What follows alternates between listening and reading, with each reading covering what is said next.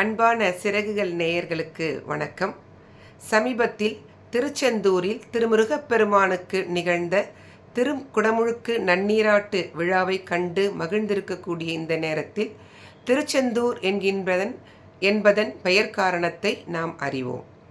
சூரபத்மனினுடைய ஆணவத்தை அழித்து வெற்றி பெற்று அவனை ஆட்கொண்டதால் ஜெயந்திநாதர் என்கின்ற திருநாமம் ஏற்பட்டது முருகப்பெருமானுக்கு. ஜெயம் என்கின்ற வடமொழி சொல்லுக்கு வெற்றி என்றொரு பொருள் உண்டு. ஜெயந்திநாதர் என்கின்ற அந்த திருநாமமானது செந்தில்நாதர் என்று உண்டானது. செந்தில்நாதன் குடியிருக்கும் ஊர், அதனாலே திருச்செந்தூர் என்றானது என்று முன்னோர்கள் கூறுவார்கள். செம்பொருளான முருகப்பெருமான் விரும்பி வீற்றிருக்கக்கூடிய தலம், அதனாலே செந்தில் என்ற திருநாமம் உண்டானது என்பார் சேது ரகுநாதன் ஐயா அவர்கள். சிவந்த நிறமுடைய சேந்தன் கோவில் கொண்டிருக்கக்கூடிய திருத்தலம். சேந்தன் என்பதே செந்தில் என்றானது என்பார் சுப்பிரமணிய பிள்ளை அவர்கள். செந்து என்பது உயிர், உயிர்களுக்கு அடைக்கலமாக விளங்குவதால் செந்தில் என்ற நாமம் ஏற்பட்டது. சீர்கெழு செந்தில் என்கிறது சிலப்பதிகாரம். திருச்செந்திலூர் என்பதுதான். செஞ்சந்தனம் என்பது சந்தனத்தினுடைய ஒரு வகை. திருமுருகப்பெருமான் திருச்செந்தூரிலே செஞ்சந்தனம் பூசிய திருமேனி உடையவனாக காட்சி தருகின்றான். இந்த செஞ்சந்தனம் செஞ்சாந்து என்று மருவி செஞ்சாந்து என்பதே திருச்செந்தூர் என்றானது என்றொரு வழக்கும் உண்டு. கடற்கரையிலே இருக்கக்கூடிய ஒரு மலைக்கு சந்தனாமலை என்றொரு திருநாமம் உண்டு. அந்த மலையே செந்தின் மாமலை என்றும் அழைக்கப்பெறும். இந்த செந்தின் மாமலை என்கின்ற திருநாமமே மருவி திருச்செந்தூர் என்றானது என்ற வழக்கும் உண்டு.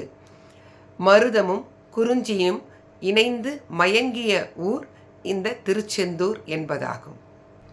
சிவபெருமானினுடைய நெற்றிக் கண்ணிலே இருந்து 6 தீப்பொறிகளாக வந்து உதித்து நமக்கு அருளி கொண்டிருக்கக்கூடியவன் முருகப்பெருமான். செம்மையான தீ நெற்றிக்கண்ணிலே இருந்து புறப்பட்டு வந்ததால் செந்தி என்றானது.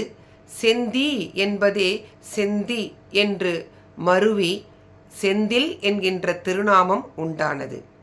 அருவமும் உருவமாகி அனாதியாய் பலவாய் ஒன்றாய் பிரம்மமாய் நின்ற ஜோதி பிழம்பதோர் மேனியாய் கருணைக்கூர் முகங்கள் 6 கரங்கள் 12 கொண்டே ஒரு திருமுருகன் வந்தாங்கு உதித்தனன் உலகம் உய்ய என்பார் கந்தபுராணத்திலே முருகனின் வைபவத்தை கச்சியப்பர் அழகாக வர்ணிக்கின்றார். அப்படிப்பட்ட முருகப்பெருமானை திருமுருகாற்று படையிலே நக்கீரர் பெருமான் சொல்லுவார், செந்தி முதல்வனே என்று போற்றி பரவுகிறார். இத்தனை பெயர் காரணம் இருந்தாலும் இந்த திருச்செந்தூருக்கு பல திருநாமங்கள் இருந்தாலும் இன்றும் மிக பிரபலமாக பக்தியோடு போற்றி வழிபடக்கூடிய திருநாமம் திருச்செந்தூர் என்பதே ஆகும். இறுதியாக நிறைவாக, ஆணவம் அழிய வேண்டுமா? நாம் வாழ்க்கையிலே முருகப்பெருமானின் திருவடியோடு என்றும் இருக்கக்கூடிய அந்த அனுபவத்தை பெற வேண்டுமா? வாருங்கள் திருச்செந்தூருக்கு. அந்த திருச்செந்தூர் நாதனை திருச்செந்தூர் முருகா என்று போற்றி வணங்கி கொண்டாடுவோம். வாழ்விலே வெற்றி பெறுவோம்.